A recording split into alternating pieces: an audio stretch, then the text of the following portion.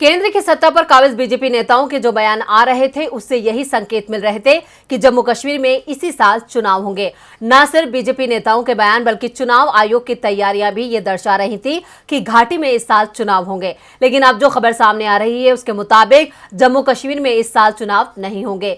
क्या बीजेपी को हार का डर सता रहा है, इसलिए चुनावों को टाला जा रहा है? देखते हैं ये रिपोर्ट। अनुच्छेद 370 के खात्मे के बाद जम्मू कश्मीर को अपने पहले विधानसभा चुनाव का इंतजार है।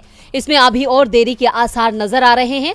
जम्मू कश्मीर के चुनाव आयोग कार्यालय ने अंतिम मतदाता सूची के प्रकाशन में 1 और महीने की देरी कर दी है।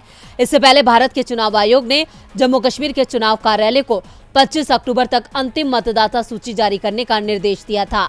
इसे चुनाव की तारीखों की घोषणा से पहले की एक जरूरी प्रक्रिया के रूप में देखा जाता है।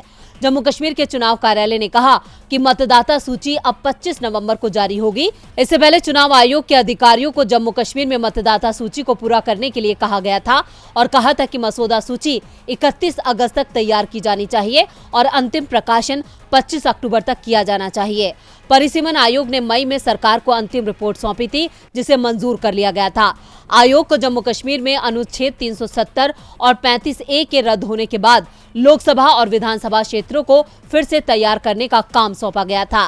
केंद्रीय गृह मंत्री अमित शाह ने पहले ही कहा था कि नए परिसीमन के बाद जम्मू कश्मीर में चुनाव होंगे।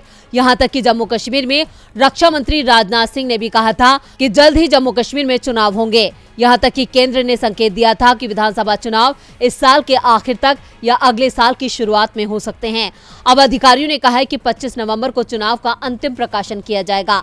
इस साल सर्दियों के कारण और दिसंबर में जम्मू कश्मीर के कई हिस्सों में बर्फबारी की संभावना के कारण चुनाव होने की संभावना कम है। बर्फबारी बड़ी वजह है या फिर बीजेपी को हार का डर सता रहा था? इसका जवाब केंद्र सरकार या चुनाव आयोग ही दे सकता है। डीबी लाइव की रिपोर्ट।